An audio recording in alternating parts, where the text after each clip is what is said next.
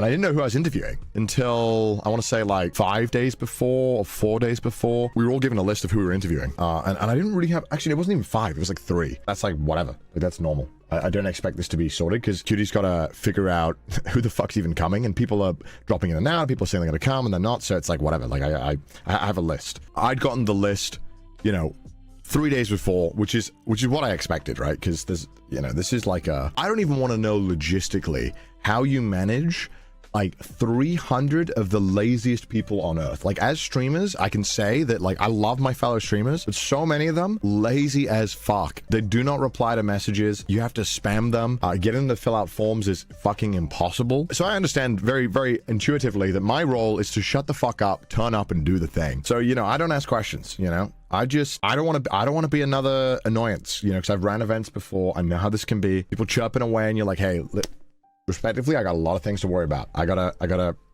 do it. You say anxious people. It's okay. There's anxiety. There's also laziness there. So I get my list like I said 2-3 days before. I tell you guys actually because I get the list as I do my last stream before I leave, and I see who most of the people, and I know like 80% of them. So I feel pretty confident about it because I'm like, okay, 80% of these people I can ask banger questions to, I think.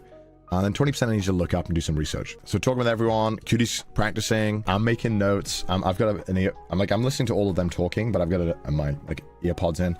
I'm listening to some of the streamers that I don't know from my interview list I'm going to interview. Because there's like, you know, like I don't know them for whatever reason. That's not a slight on them or like me being like, who? Am I all who? Like, I'm sorry, who is Jinxie? You know, no, it's like you are in your sphere of influence. You're in your sphere of the online world, and sometimes you just don't know people, and like that's okay. You can't be everywhere all at once, right?